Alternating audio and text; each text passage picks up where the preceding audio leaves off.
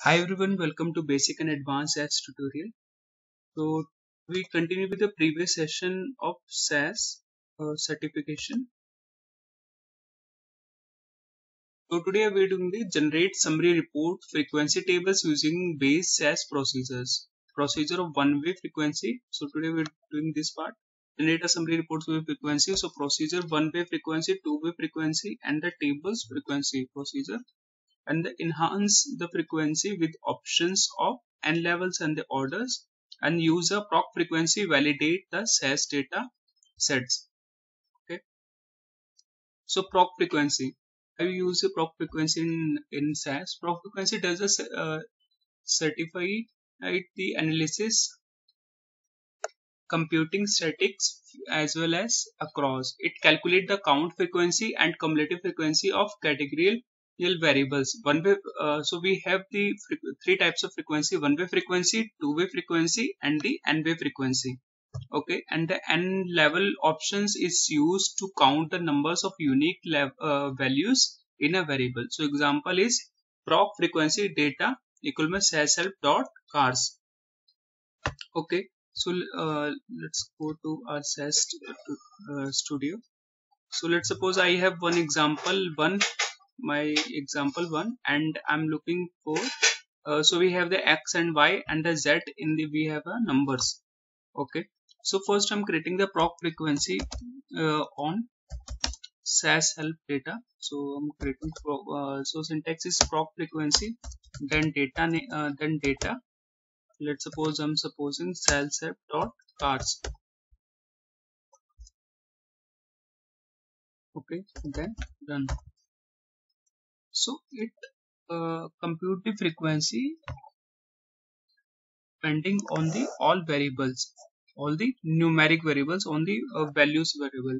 So first proc frequency created a table of make. Okay, so now we have the frequency number to count of cars. Let's suppose Audi have a 19 values, and the percentage in the total is a 1.64, BMW 20, and the percentage and cumulative frequency. Okay, so ऐसे use करते proc frequency का. So let's suppose I'm looking for the particular one. I'm looking for the, I'm writing here table make only. So I'm using the table make. Let's suppose here the procedure is create make, so frequency, percentage, and cumulative frequency. Okay, so next let's suppose I'm looking for something. I'm doing the example of proc data example one. Okay, so first example is I'm creating proc frequency using proc frequency. My data name is example one. Okay, then my table, I'm looking for the table y. Okay, then run. So my output is अब y के अंदर जो variables है, so a b c y variable and frequency. a 3 बार था, b 2 times and the c is 3 times. Percentage आ गया आपका. टोटल का परसेंटेज a का पार्टिसिपेशन कितना है, b का और c का. सो ऐसे प्रॉक फ्रीक्वेंसी का यूज कर सकते हैं with help of table. Table क्या करता है, टेबल के बेसिस पे, जैसे लेट सपोज मैंने टेबल वेरिएबल लिया, टेबल के अकॉर्डिंग दे दिया. So now I am looking for only, मुझे ये कम्युलेटिव फ्रीक्वेंसी नहीं चाहिए, मुझे सिर्फ चाहिए, मुझे फ्रीक्वेंसी चाहिए and the percentage from the total. Okay, so you have to write here proc frequency, then then you have to write no cum,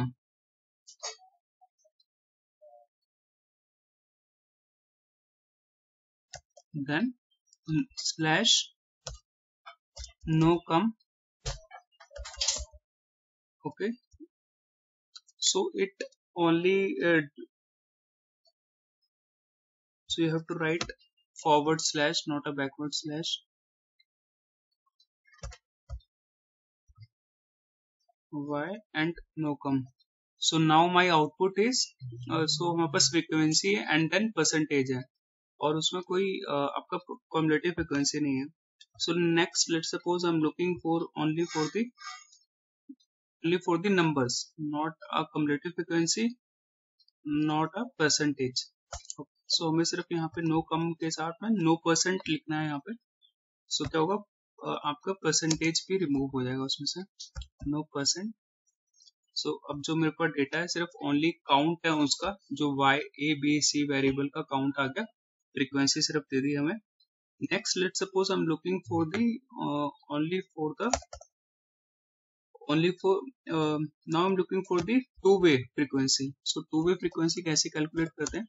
So two-way frequency के लिए आपके लिए टू टेबल्स होंगे ऑफ कोर्स, और two-way frequency के अंदर आपका जो डेटा होगा वो आपको क्रॉस करके आपको देना होगा उसके लिए। जैसे मैं यहाँ पे टू-वे फ्रीक्वेंसी का यूज करूँ, y x into y into x, okay, y into मैंने x करा, और नो कम्युलेटिव फ्रीक्वेंसी हम यूज करें नो परसेंट भी रिमूव करते हैं, y into X. Then the output is, उसने क्या करा, क्रॉस टेबल बना के दे दिया, a वेरिएबल आ गया उसके सामने, उसका x के वेरिएबल हो गए, तो एक क्रॉस टेबल क्रिएट हो गई उसकी, इसे कहते हैं टू वे फ्रीक्वेंसी। a के वेरिएबल्स a y के वेरिएबल इधर आ गए और x के वेरिएबल ऊपर चले गए। ओके, सो ऐसे हम टू वे फ्रीक्वेंसी का यूज कर सकते हैं। इसी के अंदर होता है कि आपको टू वे फ्रीक्वेंसी के अंदर अभी जो मेरा टेबल है वो कुछ ऐसे एक क्रॉस दिख रहा है। सो मुझे टेबल कैसे चाहिए, एक लिस्ट, क्रॉस लिस्ट चाहिए, क्रॉस लिस्ट ये अभी हमारे पास है, तो आप यहाँ पे क्रॉस लिस्ट लिख सकते हैं, यहाँ पे slash cross list. Okay, cross list क्या करेगा, एक लिस्ट क्रिएट करके दे देगा, और जैसे अभी पहले आ रही थी, ये क्रॉस लिस्ट आ गई, y के सामने x का वेरिएबल आ गया, उसकी फ्रीक्वेंसी आ गई, परसेंटेज आ गया, रो परसेंटेज और कॉलम परसेंटेज आ गया। पहले y यहाँ पे था और x ऊपर था कॉलम्स में, अब y और x दोनों सामने आ गए कॉलम्स के अंदर, और उसका आउटपुट आ गया। ऐसे हम लिस्ट का यूज करते हैं, जो लिस्ट है वेरिएबल, सिर्फ हम यहाँ पे लिस्ट लिख देंगे। लिस्ट वेरिएबल क्या करेगा, अब डेटा को एक लिस्ट में कन्वर्ट कर देगा। अभी पहले डेटा क्रॉस में आ रहा है, अब उसने क्या करा, एक लिस्ट क्रिएट कर दी, y और x के सामने ही आ गए, और उसने उसको रिपीट कर दिया। पहले गैप आ रहा था, ए के बाद गैप था, फिर सेकंड था वेरिएबल, अब उसने एक वन बाय वन दे दिया, सामने फ्रीक्वेंसी दे दी और कॉम्युलेटिव फ्रीक्वेंसी आ गई। सो ऐसे हम लिस्ट का यूज कर सकते हैं अपनी फ्रीक्वेंसी टेबल के अंदर। नेक्स्ट एग्जांपल देखते हैं कुछ और।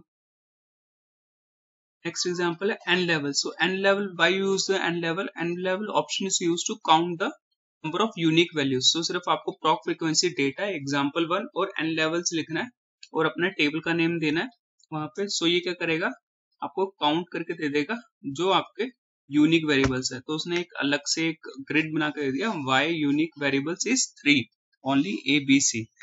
ओके, सो हम ऐसे अपने यूनिक वेरिएबल्स को काउंट कर सकते हैं विद n लेवल्स। नेक्स्ट एक और एग्जांपल है, एग्जांपल 2 के नाम से। अब इस एग्जांपल 2 में हमारे पास प्री और पोस्ट में yes yes no no yes लिखा हुआ है और कुछ काउंट में नंबर्स हैं। ठीक है, अब मुझे जो डेटा बनाना है इसके अंदर, अब इसके अंदर हमने लिया प्रॉक फ्रीक्वेंसी एग्जांपल टेबल 2 में p इंटू कॉस्ट लिया, यस इंटू नो, और वेट के अंदर काउंट करा और उसे रन कर दिया। सो वेट वेरिएबल क्या करेगा, तो वेट वेरिएबल ने क्या करा, यहाँ पे एक टेबल क्रिएट करके दे दी, वेट ने उसके साथ में उसका टोटल भी दे दिया कि आपका टोटल कितना आ रहा है उसका। ठीक है, सो हम ऐसे यूज कर सकते हैं वेट वेरिएबल का। Next example is ODS example. I am looking for the bar chart. So हमने एक फ्रीक्वेंसी का यूज करा, ओडीएस का यूज कर रहे हैं for creating the bar chart. हमने टेबल y लिया, y के अकॉर्डिंग बनेगा, और प्लॉट्स के अंदर लिया फ्रीक्वेंसी प्लॉट, इसी से आपका जो पूरा चार्ट बन के आएगा। और ऑर्डर फ्रीक्वेंसी, ऑर्डर के अंदर फ्रीक्वेंसी लिया और टाइप लिया bar chart, and the scale is percentage. आपका परसेंटेज स्केल आ जाए वहां पे। सो अभी ये क्लॉक फ्रीक्वेंसी ने एक बार चार्ट क्रिएट कर दिया, इसके अंदर हमारे पास ये ऊपर फ्रीक्वेंसी आ गई, नीचे डिस्ट्रीब्यूशन ऑफ वाई आ गया। सो हम ऐसे कुछ अपने क्लॉक फ्रीक्वेंसी का यूज करके अपने डेटा में एनालिसिस कर सकते हैं with help of clock frequency.